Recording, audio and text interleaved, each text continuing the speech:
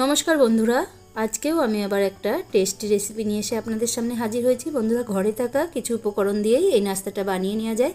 বিকালের জলখাবার হিসাবে বা চায়ের সঙ্গে এটা খেতে দুর্দান্ত লাগে। বন্ধুরা, আজকের রেসিপি আশা করছি আপনাদের ভালো লাগবে। ভালো লাগলে লাইক কমেন্ট শেয়ার করবেন। চলুন তাহলে শুরু করি। এই রেসিপিটি বানানোর জন্য আমি এখানে একটা আলু সিদ্ধ করে নিয়েছি। এটা গ্রেটারে গ্রেট করে নিচ্ছি। বন্ধুরা, এটা আপনারা ম্যাশ করেও নিতে পারেন, তবে গ্রেটারে গ্রেট করলে কোনো দলাভাব থাকে না, তাই আমি সম্পূর্ণ আলুটি এইভাবে গ্রেট করে নিচ্ছি।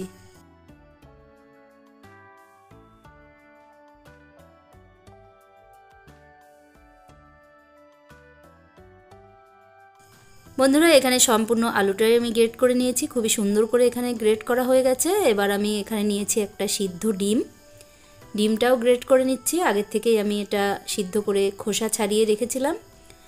এবার আমি এটা গ্রেট করে নিচ্ছি। বন্ধুরা, আপনারা যতজনের জন্য বানাবেন সেইভাবে ডিম আর আলু নিতে পারেন। ডিমটা আমি একটা নিয়েছি, আলু একটা নিয়েছি, আপনারা চাইলে বাড়িয়ে কমিয়ে নিতে পারেন।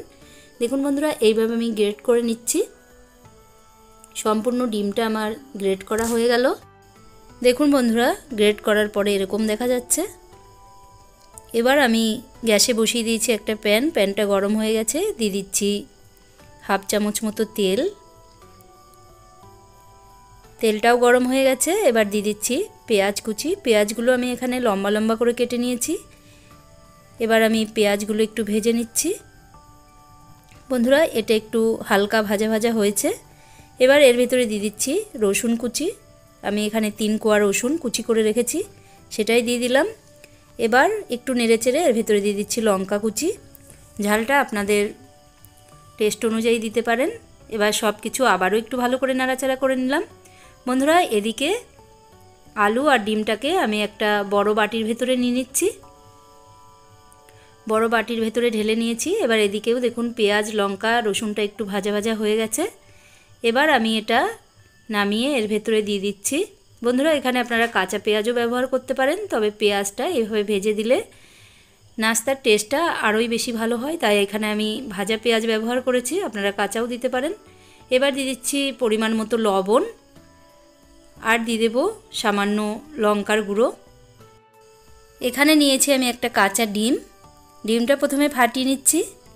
ডিমটা ফাটিয়ে নিয়ে তারপরে আমি ডিমটা একটু ফেটিয়ে নেব। বন্ধুরা, এখানে আমি একটা ডিম নিয়েছি, আপনারা 2 কিংবা 3টে ডিম নিতে পারেন। দেখুন, এইভাবে আমি একটু মিশিয়ে নিয়েছি। এবার এই ডিমটা এর ভেতরে দিয়ে দিচ্ছি। এবার এর ভেতরে দিয়ে দেব খানিকটা ধনেপাতা। বন্ধুরা, এখানে আপনারা আরও কিছু মশলা অ্যাড করতে পারেন, যেমন চিলি ফ্লেক্স, ধনে গুঁড়ো, জিরে গুঁড়ো, অনেক কিছুই মশলা ব্যবহার করা যায়, কিন্তু আমি একদম সিম্পলভাবে তৈরি করব, তাই কোনো মশলা এখানে আমি ব্যবহার করিনি। এবার সব কিছু একটু ভালো করে মিশিয়ে নিচ্ছি। দেখুন বন্ধুরা, কতটা নরম দেখা যাচ্ছে। এতটা নরম অবস্থায় তো রেসিপি করা যাবে না, তাই আমি এখানে আরেকটা জিনিস অ্যাড করে দিচ্ছি। বন্ধুরা, এখানে নিয়েছি আমি টোস্ট বিস্কুটগুলো আমি মিক্সি গ্রাইন্ডারের ভেতরে নিয়ে নিচ্ছি। বন্ধুরা, এখানে আপনারা ব্রেড ক্রাম্পও ব্যবহার করতে পারেন। এইভাবে টোস্ট বিস্কুট ভেঙে আমি মিক্সি গ্রাইন্ডারের ভেতরে নিয়ে নিয়েছি। এবার এটা একটু গুঁড়ো করে নিচ্ছি। দেখুন বন্ধুরা, এটা গুঁড়ো করে নিয়ে চলে এসেছি। কত সুন্দর পাউডার তৈরি হয়ে গেছে। এবার আমি এর ভেতরে এটা দিয়ে দিচ্ছি। বন্ধুরা, এটা দিয়ে আমি ভালো করে মিশিয়ে নেব, তাহলেই এটা একটা শক্ত ডো তৈরি হয়ে যাবে।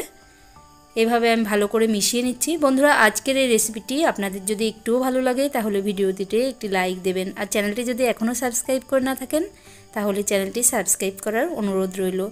দেখুন বন্ধুরা, দেখতে কত সুন্দর লাগছে, মনে হচ্ছে এখনই খেয়ে নিই।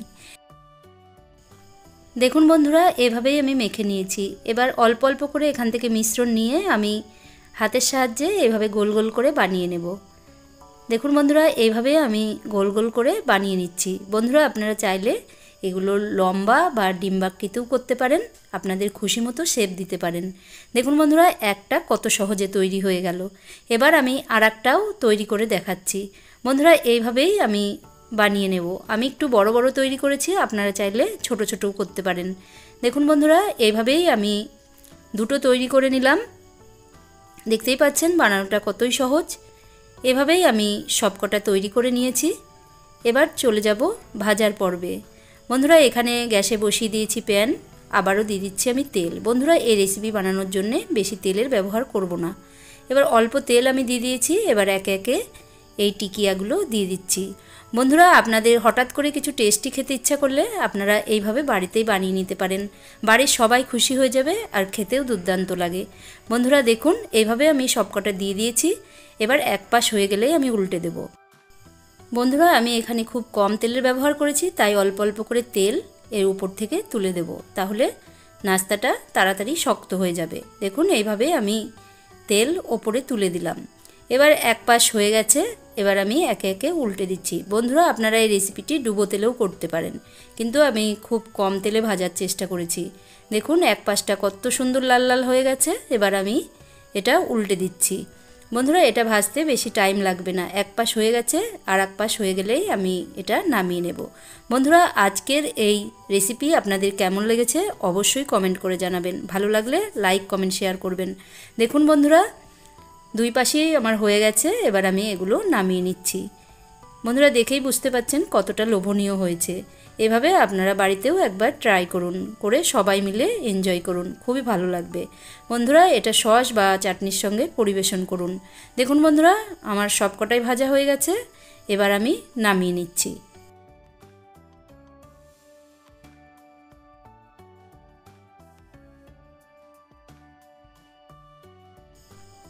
এবার আমি একটা আপনাদের ভেঙে দেখাচ্ছি কেমন হয়েছে। বন্ধুরা এইভাবে সসের সঙ্গে আমি পরিবেশন করেছি।